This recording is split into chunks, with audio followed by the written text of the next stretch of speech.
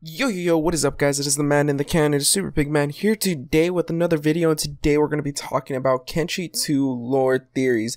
Now, even though the game's not out, there are some things that have been updated and stuff like that. But before I even get into the video, hopefully you guys do join my Discord. I will link it down in the description below. I usually take fan requests. Today, this is more of just like my topic video, but hopefully you guys do join, and you do like wanna see some videos. You can either comment it or you could join the Discord and leave it there. But without further ado, let's get straight into the video. So first thing I want to talk about is the grid. So the grid is a place on the map. I'll point it on the video right here, and this place is literally the weirdest place on the Kenshi map in my opinion, because the reason it's called the grid was because it looks like a grid, like a dead ass like little grid. And to me, I don't think that's natural. And I think we can all agree there. I don't think it's natural. Like that's a general like consensus that we can all agree on. It's just not natural. And so the second question would be, how was it created? Well, for that one, I have a theory. So let's talk about the creator. Now, in case you guys don't know, about 1,000 years ago, the Second Empire fell, right? I always forget when the exact time they started ruling, but it was quite a while ago. And my theory is that during their reign, this meteorite just fucking just crashed into there and blew up. And I think the crater used to be like, some type of like water and landmass area. Because, you look down south, there is a lot more water down there. So I think it used to be like a little bit more higher pushed up. And I also don't think the swamp was the swamp at the time. I think it looked something more like Shem. Because a lot of people think the swamp was a byproduct of the First Empire, which I don't believe anymore. After stumbling across this theory that I came up with by myself. Nah, but yeah. So I think the swamp looked a little bit more like Shem. But back to the main thing.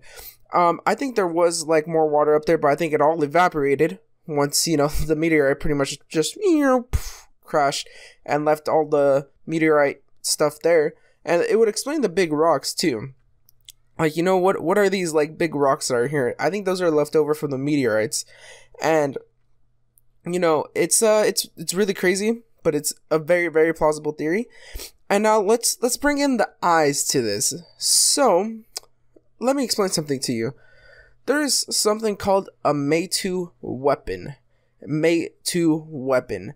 That is a very, very rare weapon that you can get. You usually get them from, defeating bosses and stuff like that. And the way it pertains to this is that we know that somebody called Cross made them, right? Well, I'm gonna disprove that. I think it was made during the Second Empire, and I think they've made a handful of them for each skeleton leader that there could have been. And let me explain this theory to you. So, the Mei-2 weapons are called Mei-2, right? And so I'm thinking, well, Mei-2, that's a weird name to come up for a weapon. But if you go to chemistry, like if any of you guys ever took chemistry or anything, when you're doing chemical like equations and stuff, and you combine chemicals, you usually take the base name and then you add a prefix at the end, so that way you can get that element. And another thing I also do want to add on to is that in the base game, right, when you have a Scorchlander that has max crafting, even on a crit, you'll just make an Edgewalker weapon.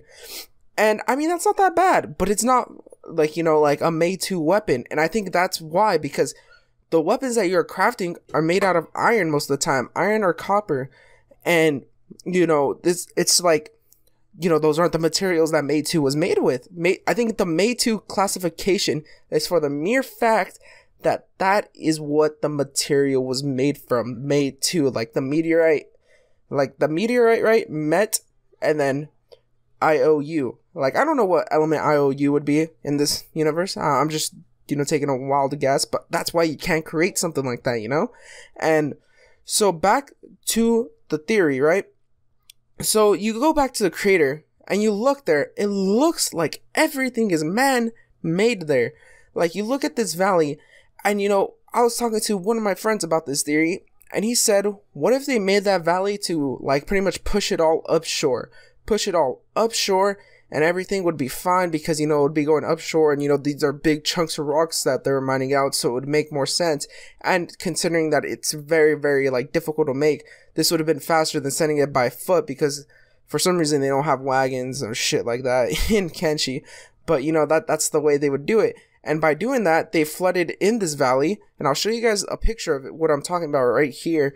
And, you know, they like pretty much sent the water in, and I think that's what created the swamp. I'm pretty sure the swamp used to look like Shem, like all dried up and everything, little like ponds and stuff around, like little oases pretty much. I think that's how it used to look like. But now it looks like this because thanks to the Second Empire that did this. And now, you know, how this all ties into Kenshi 2 is, in Kenshi 2, there's a screenshot of a person riding a boat, and there's smooth edge tops. You know where that is? That's the grid. And I think that's why some of the buildings in the grid are built like that, because they used to just flow water, and they would just, you know, like unload chunks of rocks probably somewhere and stuff like that. Like, I don't know how they would do it, but, you know, that isn't a bad theory. And then let me talk to you about how they harvested, because, you know, this is some high quality rocks. How the hell are you going to mine this? Because you can't even mine it in base game. You know what they have up there in the sky? Those sky lasers. You know what I think those sky lasers were doing? They created the grid. And let me explain to you why.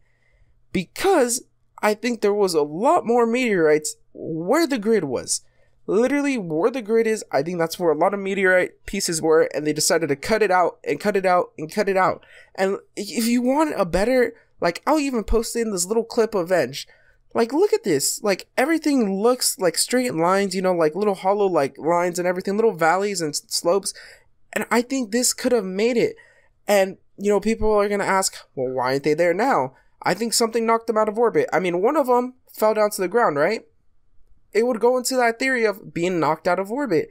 I mean, it's not a far-fetched theory if you really start connecting all the dots. And then something else I wanted to add, someone from the Kenshi Discord, Bill, he had this theory about, you know, they would like latch ships on like where the near Rebirth is, like that bridge area. I think if you go there, I'll even show it right here.